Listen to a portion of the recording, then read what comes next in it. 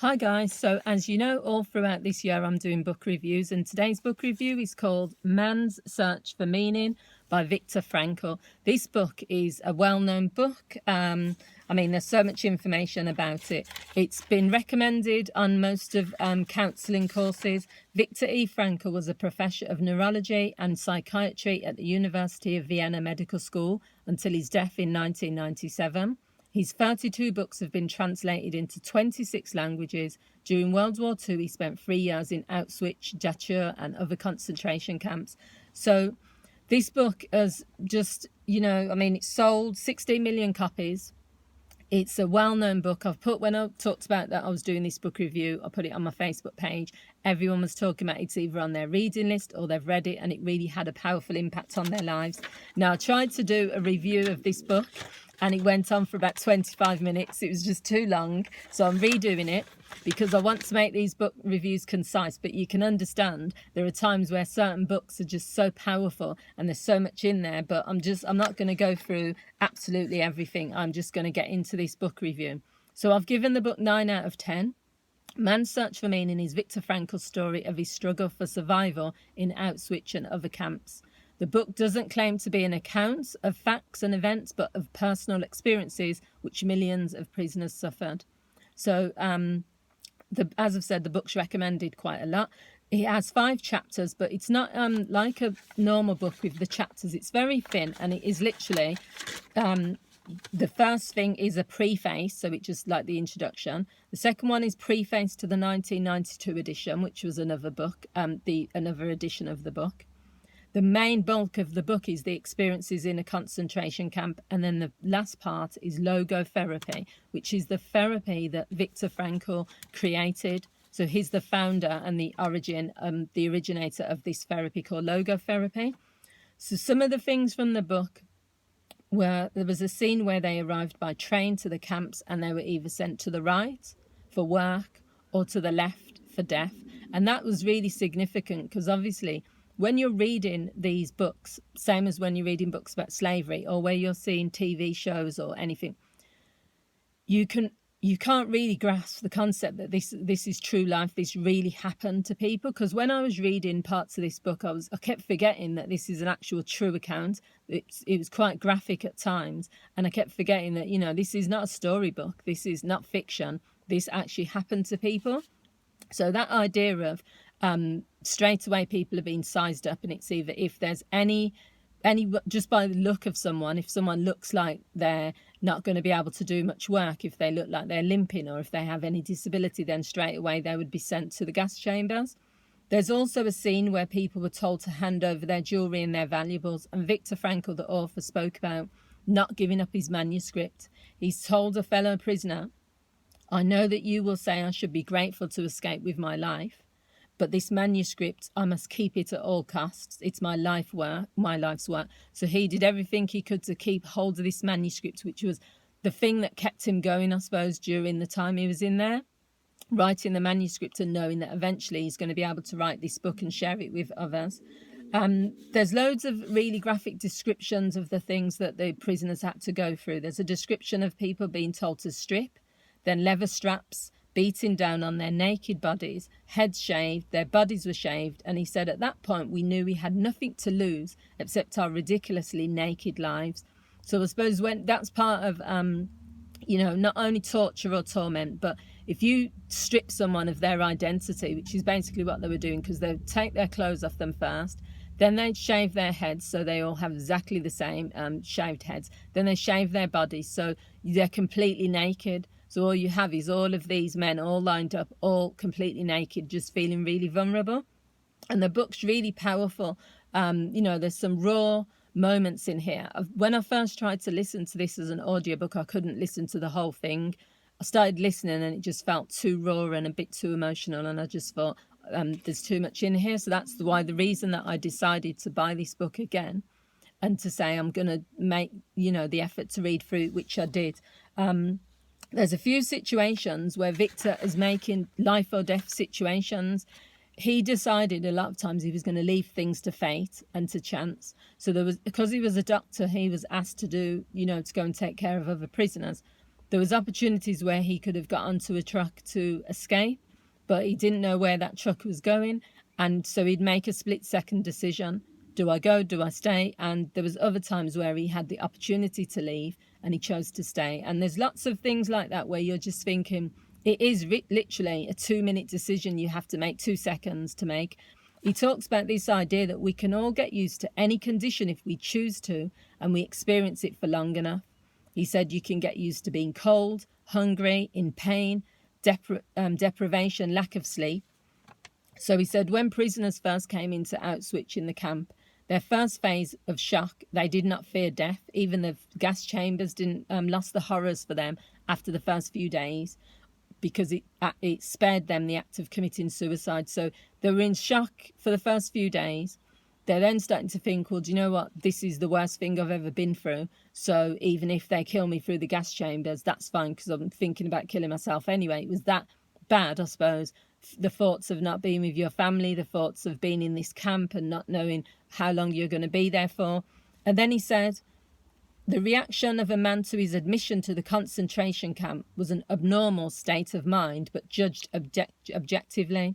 It's a normal, typical reaction to the given circumstances, because if you were to just go in there and think, oh, this isn't too bad and whatever, he's saying that would be abnormal. So it is normal to think this is the worst thing I've been through, and maybe to consider suicide. And this, I think, applies to people who have long prison sentences.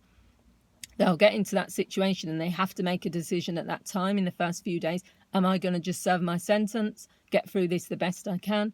Or is this too much? And there is high suicide rates in all prisons, but especially in young offenders institutions, because I suppose if you're 16 and you're thinking maybe you've got 10 years to serve, to a 16-year-old or 17-year-old, that might seem like a lifetime. So to them, they just think, I can't do it. So he talks about 2 weeks into camp, a prisoner then starts to detach from the horrors around him. A prisoner who used to be shocked no longer diverted his eyes anymore. Emotions like disgust, horror, pity could not be felt. Suffering, dying and the dead became such commonplace sights after a few weeks of camp life. So with that, you have these prisoners who initially were, seeing really horrible sights in that camp. Things that obviously they're probably, if anyone is still alive from that time, are probably still having nightmares about it or still thinking about it now. But then they started to become desensitized. It's just called desensitization, which happens, I suppose, with lots of people generally. If you're growing up in environments where you're used to seeing people being shot or killed, or you're living in ghettos and like all around you there's chaos, it's commonplace to people to be robbed or seeing rape or hearing about negative things. To us, we're going to say, well, how do you survive that? And well, I couldn't live through that. But it's just I suppose it's a powerlessness, thinking, well, what can I do about it? There's nothing I can do. A fear, I can't get out of this situation, so how am I going to survive? And then it is survival that kicks him. So there's a few chapters that I just want to read, just a few, not chapters, the full chapters. I just want to, some of the pages I've highlighted. He says, man's search for meaning is the primary motivation in his life and not a secondary rationalization of instinctual drives. This meaning is unique and specific in that it must and can be fulfilled by him alone. Only then does it achieve a significance which will satisfy his own will to meaning. So all he's saying with that really is men have to find, or people have to find, a purpose in life. What's your meaning of life? And if you figure out what the meaning of life is, you're not fighting against all the ups and downs, the bad, the good, the inevitable things that happen. You're just thinking about, this is why I'm on this planet. This gives me meaning, so I'm going to continue. This is a reason for me to live. So he says that when he was liberated from the camps, he walked through the country past flowering meadows for miles and miles towards the market town. He says he stopped, looked around and up to the sky, and then he went down on his knees. At that moment, there was very little I knew of myself or of the world. How long I knelt there and repeated this sentence. The sentence was, he called to the Lord from his prison, and he answered me in the freedom of space. So what he's trying to say there really is, when he was in prison, he was calling to God to help him. And now he was out, he was liberated. He was like that was the answer that he got, freedom. And he said he knelt there, but he says, but I know that on that day, in that hour, my new life started. Step for step, I progressed until I again became a human being. And there's lots of things in here about, just this concept of so many pages, but I don't want to make this overly long again. So he's saying that not every conflict is necessarily neurotic. So some conflict that we have in our lives is normal and healthy. In a similar sense, suffering is not always a pathological phenomenon, rather than it's being a symptom of neurosis. So he talks about logotherapy. So in this section, it's all about logotherapy. It says logotherapy regards its assignment as that of assisting the patient to find meaning in life. Inasmuch as logotherapy makes him aware of the hidden logos of his existence, it is an analytical process. So it is a bit like psychoanalytic therapy, where you go deep into someone's past and you identify the links between their parenting and childhood and how that's affecting them as adults. Logotherapy looks at where someone is in their life at the moment and what gives them meaning, and why they're stuck or how they're feeling is because of how they've responded to what's going on in their life. So he says, to be sure, man's search for meaning may arouse inner tension rather than inner equilibrium. However, precisely such tension is an indispensable prerequisite of mental health. There is nothing in the world that would be so effectively help one to survive even the worst conditions as the knowledge that there is a meaning in one's life. So this is everything that he's talking about, sums up why he wrote the book. He's been through atrocities in the concentration camps, but he still found ways to survive. When all the odds were against him, when his friends were taken to the gas chambers, when he kept being promised that he's going to be let out, released, and then he was waiting around for days, when he had to make choices about where he's going to go, when he had to sleep, without food for days, when he had to work hard, in the cold and the snow, and then they had no shoes. And there were so many examples within the book of how he could have given up, and lots of people did. Lots of people died. He said that the deaths were caused, and a lot of times, not because of the cold, the hunger, the frostbite and things like that. He said death was caused because people gave up. People decided that they couldn't take any more being in there. And I can understand that, because if you give up mentally, then eventually, your body will just give up. And then before you know it, that will be the end of you, really, as a person. It's like when people say someone's heartbroken after they lose, say, a partner or someone, and then a few months later they die.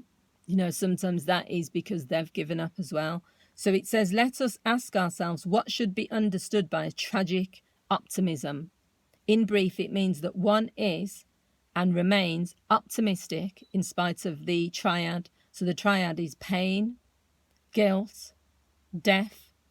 So he says all of those are parts of human existence. So if you accept that from the beginning, is what he's trying to say. If you accept that there's going to be pain in life, you're going to feel guilt, and there's going to be death, either the death of yourself eventually, but death of others, then you accept that from the beginning. So you still remain optimistic despite all of those things. So it says you can turn suffering into a human achievement and accomplishment. You can derive from guilt the opportunity to change yourself for the better. And you can derive from life's transitoriness, which is just transitions, in an incentive to take responsible action. There's loads in this book. I mean, I'm trying to narrow it down, but there's just so much power and so much information in this book. It really makes you appreciate and be grateful for your own life to a certain degree, because when you hear the things that people have gone through, and everyone that came through there and then came out as a survivor, if they can do it despite what they went through, then sometimes we can look at our own circumstances and say sometimes we can also get through this terrible thing, because it would not have been any level as painful and as bad as what they went through in the concentration camps. So let me know what you guys think. The book is 9 out of 10 I've given it. I think it depends on the type of person you are. If you want a book that might give you some answers to life, some meaning, some knowledge, but it's very deep and it's going to leave you feeling maybe a bit down, and it is quite emotional, then maybe you wouldn't want this book necessarily, but you need to decide on what type of book you want to read. But I think it's a good book. So yeah, that's my book review. Please leave your comments. Let me know what you think. Thanks for watching. Bye.